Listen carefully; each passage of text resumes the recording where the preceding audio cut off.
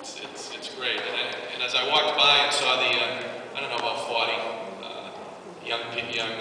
young parents sitting out on the staircase out there, it reminded me of our first lobby day, when that's about how many young parents were here. It was a small group, and they had just as much they had just as strong a message as you have, and it's great to see that from those smaller beginnings of being activated and being engaged in the process, that it's created such a big lobby day, so that many more of you are coming here today, talking to my colleagues, talking to your legislators, and letting them know that your lives are important, and that the opportunities that you're going to be able to receive by investment from the government is going to make a difference in your lives, your children's lives, and just as importantly, the lives of everyone in the communities that we all live in. I like to say you're not the future leaders, but you are the emerging leaders in the communities that you all live in. And it's so important that you stay involved, that you get registered to vote, that you talk about the things that are important to you, because as you talk about the things that are important to you, you become a strong voice for your children. And they are going to be role models for your children, so they understand that when there's struggles that are happening, when we see things that need to happen that aren't happening, by coming together and building a strong voice for those kind of investments that make a difference in your lives, you really can become a power. And you've shown that, I think, over the years. And by your being here today, you're going to really have a chance to, hopefully, in this budget cycle, allow us to push forward the agenda that's going to make a difference for you and your children. And I just want to speak a little bit about what's going on in terms of education, which is probably just as important of any piece that is going to make a difference in your lives and your children's lives.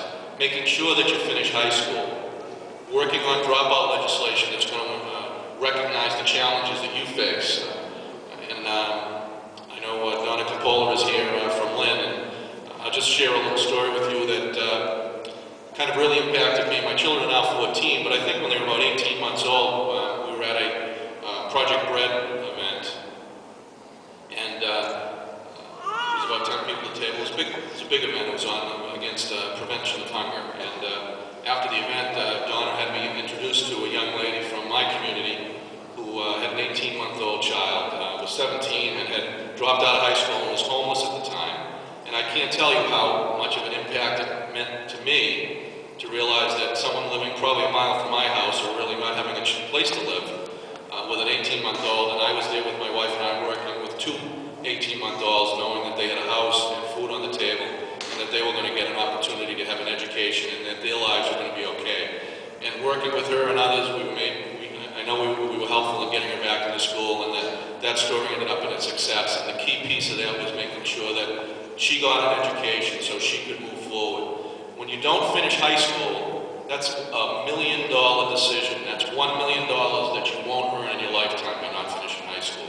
So our challenge as legislators is to make sure that when we look at dropout legislation, we look at making sure that education is there for everyone, that the opportunities and the challenges you face are part of that legislation, so that we can allow you to take care of your children, get the daycare you need, but just as importantly, get a chance to finish high school, and just as importantly, for many of you, I know the opportunity will be there to get on to college and show your children that you're going to continue to be leaders in the community. You're going to continue to fight for things you believe in. You're going to continue to be engaged in the process, the political process, and you're going to show people that these kind of investments are what government's all about, and we're going to make a difference in all of your lives. Thank you for being here. Talk to your legislators. Be a strong voice for young parents.